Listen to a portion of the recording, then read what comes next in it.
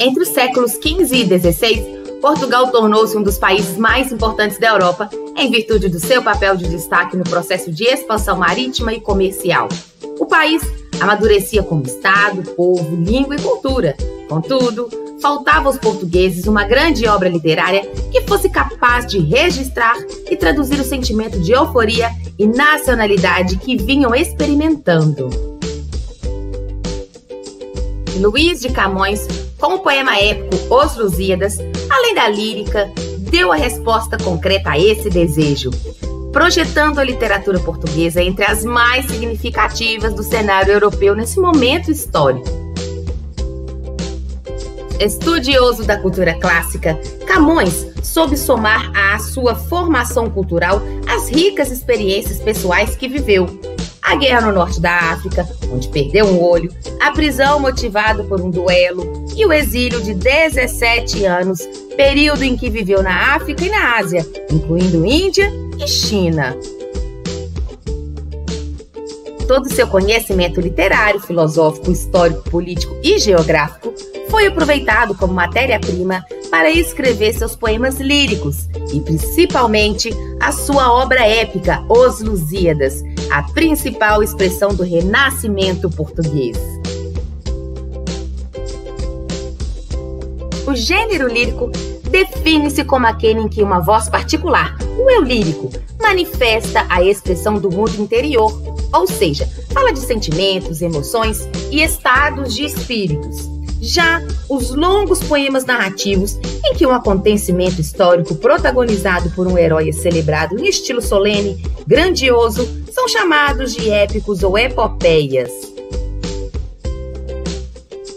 O poema O Amor é um Fogo que Arde Sem Se Ver faz parte da lírica clássica do autor.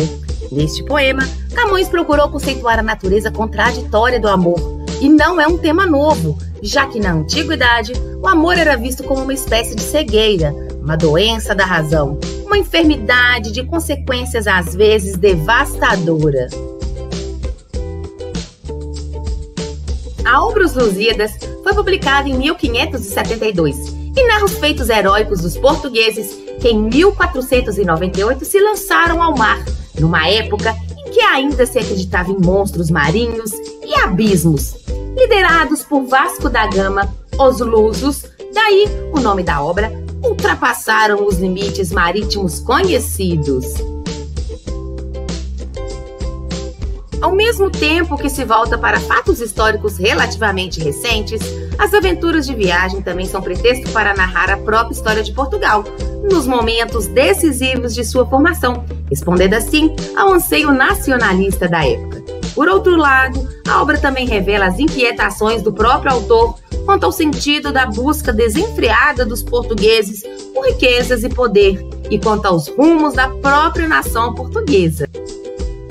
Os Lusíadas segue a estrutura própria do gênero epopeia, mas apresenta diferenças significativas. Por exemplo, em vez da figura de um herói com forças sobre-humanas, como ocorre nas epopeias clássicas, a figura de Vasco da Gama em Os Lusíadas é diluída para dar espaço aos portugueses em geral, vistos como herói coletivo.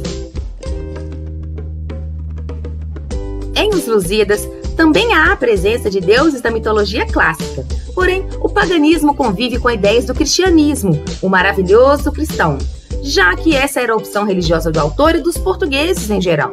Além disso, havia na época a pressão da Inquisição, que controlava as publicações e chegou a pôr em dúvida a edição de Os Lusíadas, em virtude da presença de paganismo. A obra de Camões apresenta 1102 estrofes, organizadas em 10 cantos. Cada canto na epopeia corresponde a um capítulo nas obras em prosa. E seguindo o modelo clássico, os Lusíadas apresentam 3 partes principais: a introdução, a narração e o epílogo. A introdução estende-se pelas 18 estrofes iniciais do canto 1 e subdivide-se em proposição, que são as estrofes 1, 2 e 3, em que o poeta apresenta o que vai cantar, ou seja, os feitos heróicos dos ilustres barões de Portugal.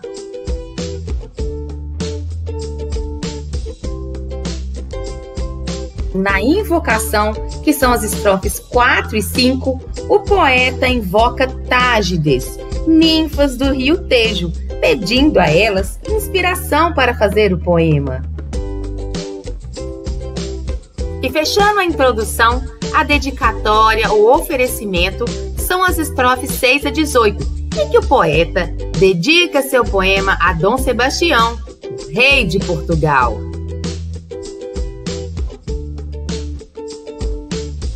A narração vai da estrofe 19 do canto 1 até a estrofe 144 do canto 10.